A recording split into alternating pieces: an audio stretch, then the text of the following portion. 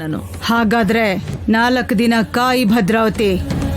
100 ನಾಗಗಳ ಗುಡಿಗೆ ಹೋಗಿ ಪುಣ್ಯ ತಾಳೆಗರಿಗಳನ್ನ ಓದಿದ್ಮೇಲೆ ನಾಗನಿಧಿಗೆ ದಾರಿ ತಿಳ್ಕೊಂಡ್ಮೇಲೆ ಆಗ ಪುಣ್ಯನ್ ವಿಷಯನ ಯೋಚನೆ ಮಾಡೋಣ. ನಿಧಿ ರಹಸ್ಯ ಗೊತ್ತಾದ್ಮೇಲೆ ಪುಣ್ಯ ಮನ್ಸಲ್ಲಿ ಏನಿದ್ರು ಏನಿಲ್ಲ ಅಂದ್ರೂ ಅವಳು ಜೀವಂತವಾಗಿ ಇರಬಾರ್ದು ಅಂತ ಅಂದ್ಕೋತೀನಿ ಭೂತಕಿ.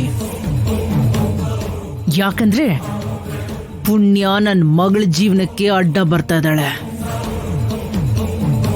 ಮೈ ಗಂಟ್ಕೊಂಡಿರೋ ಮಣ್ಣನ್ ಬೇಕಾದ್ರೆ ತೊಳೆದು ಹಾಕ್ಬೋದು, ಅಡ್ಡ ಬರೋ ಮನುಷ್ಯನ್ನ ಕತ್ತರಿಸಿಳ್ಬಿಡ್ಬೇಕು.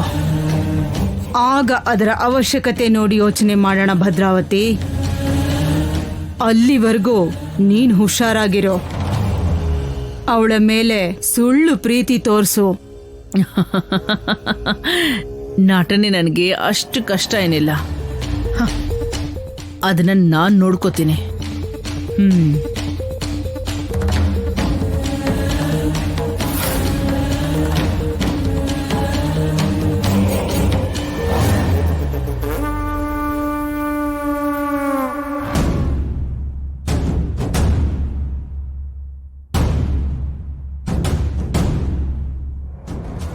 ನಾನ್ ಬರಲ್ಲ ಯಜಮಾನ್ರೆ. ಪುಣ್ಯ, ನಿನಗೇನು ಮನೆಗೆ ಬಂದು ಇರು ಅಂತ ಹೇಳ್ತಿಲ್ವಲ್ಲ. 100 ನಾಗಗಳ ಗುಡಿಗೆ ಬಂದು ತಾಳೆಗರಿಗಳನ್ನ ಓದ್ಬಿಟ್ಟು ಹೋಗು ಅಂತ ಹೇಳ್ತಿದ್ದೀನಿ. ಆಮೇಲೆ ನಿನ್ನಿಷ್ಟ, ಮನೇಲಿ ಇರ್ಬೇಕು ಅನ್ಸಿದ್ರೆ ಇರ್ಬೋದು. ಕೆಲ್ಸ ಆದ್ಮೇಲೆ ನಿನ್ ದಾರಿ ನೀನ್ ನೋಡ್ಕೊಂತ ಹೇಗ್ ಹೇಳ್ತಾರೆ? ಮತ್ತೆ ಇಲ್ಲಿಗೆ ಕರ್ಕೊಂಡ್ ಬನ್ನಿ. ಹೆಣ್ಣುಡುಗಿನ ದಾರಿಲೇ ಬಿಡಕ್ಕಾಗತ್ತಾ? ಪುಣ್ಯಂಗೆ ನೀವು ಬಲವಂತ ಮಾಡಬೇಡಿ. ಬರಲ್ಲ ಅಂತ ಹೇಳದ್ಲಲ್ವಾ, ಇಲ್ಲೇ ಇರ್ಲಿ ಬಿಡಿ. ಅನಿರೋಧ್, ದೇವಸ್ಥಾನಕ್ಕೆ ಹೋಗ್ತಿರೋದು ದೇವರ ದರ್ಶನಕ್ಕಲ್ಲ, ಮುಖ್ಯವಾದ ಕೆಲಸದ ಮೇಲೆ. ತಾಳೆಗರಿಗಳಲ್ಲಿ ಏನಿದೆ ಅಂತ ನನಗೆ ಗೊತ್ತಾಗ್ಬೇಕು. ಅವಳು ಬರ್ತಾಳೆ ಅಂತ ಮಾತು ಕೊಟ್ಟಿದ್ಲು, ಈಗ ಮಾತು ತಪ್ಪಿದ್ರೆ ಹೇಗೆ?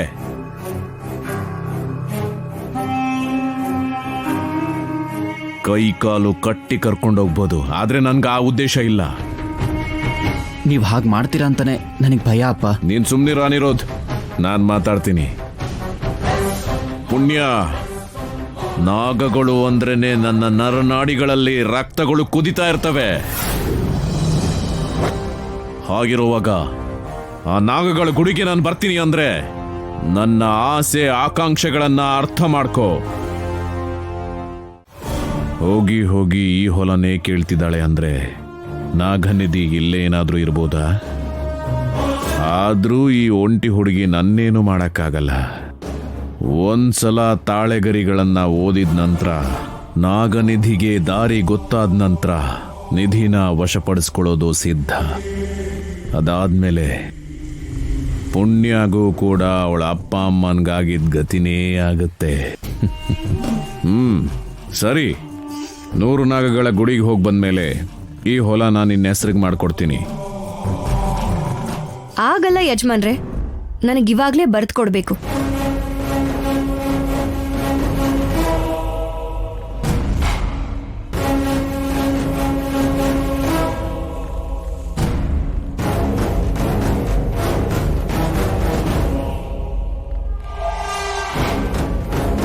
ಯಜಮಾನ್ರೆ, ನಾನು ದೇವಸ್ಥಾನಕ್ಕೆ ಬರಬೇಕು ಅಂದ್ರೆ ನನ್ನ ಹೆಸರಿಗೆ ಬರ್ದಿರೋ ಈ ಆಸ್ತಿ ಪತ್ರಕ್ಕೆ ಸೈನ್ ಮಾಡಬೇಕು.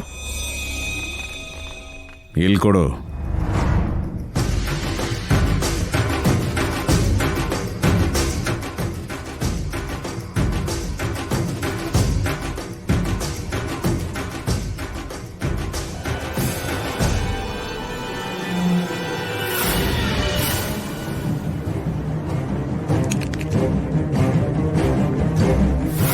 ಇಷ್ಟಕ್ಕೂ ಊರ್ ಹೊರಗಡೆ ಏನು ಸಿಗದೆ ಇರೋ ಜಾಗದಲ್ಲಿ ಒಂಟಿಯಾಗಿರೋ ಬದಲು ಊರಲ್ಲೇ ಇರ್ಬೋದಲ್ಲ. ಇದು ನಮ್ ತಾತನ್ ಕಾಲದ ಮನೆ. ಇದ್ರ ಜೊತೆ ನಮಗ್ ತುಂಬಾ ಅನುಬಂಧ ಇದೆ. ಅದಕ್ಕೆ ಊರಿಂದ ಆಚೆ ಇದ್ರೂ ಇಲ್ಲೇ ಇದೀವಿ. ಆದ್ರೆ ಈ ಸ್ಥಳದಲ್ಲಿ ವಿಷ ಸರ್ಪಗಳಿವೆ. ಆ ವಿಷ ನಿಮ್ಮ ಮನೆ ದೀಪ ಆರ್ಸೋಕ್ ಮುಂಚೆನೆ ನೀವ್ ಈ ಜಾಗ ಬಿಟ್ಟು ಹೋದ್ರೆ ಒಳ್ಳೇದು.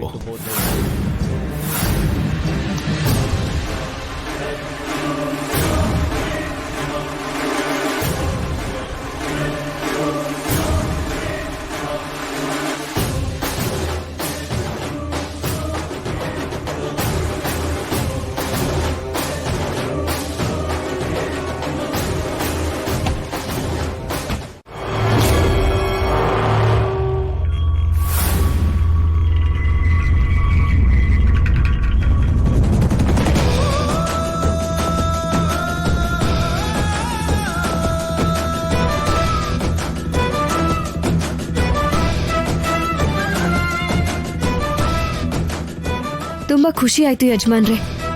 ಆಗಲ್ಲ ಅಂದೆ ಕೊಟ್ಬಿಟ್ರಿ. ನೀವು ಮಹಲ್ಗೆ ಹೋಗಿ, ನಾನು ಬಂದ್ಬಿಡ್ತೀನಿ. ಅನಿರುದ್ಧ್ ನಡಿ. ಪುಣ್ಯ, ನಿನ್ ಮಾತನ್ನ ನಂಬಿ ಹೊಲನ ನಿನ್ನ ಹೆಸರಿಗೆ ಬರ್ಕೊಟ್ಟಿದ್ದೀನಿ. ಮಾತು ತಪ್ಪಿದ್ರೆ ಹೊಲದ ಜೊತೆಗೆ ನಿನ್ ಪ್ರಾಣನೂ ಕಿತ್ಕೋತೀನಿ. ನೆನ್ಪಲ್ಲಿಟ್ಕೋ. ನಡಿಮಾ.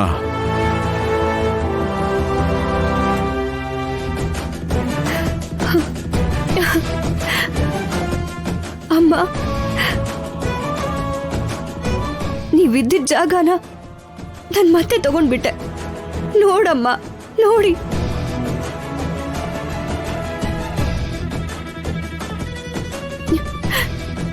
ಅಪ್ಪ, ನಮ್ಮ ಆಸ್ತಿ ಮತ್ತೆ ನಮಗ್ ಸಿಕ್ಬಿಡ್ತು.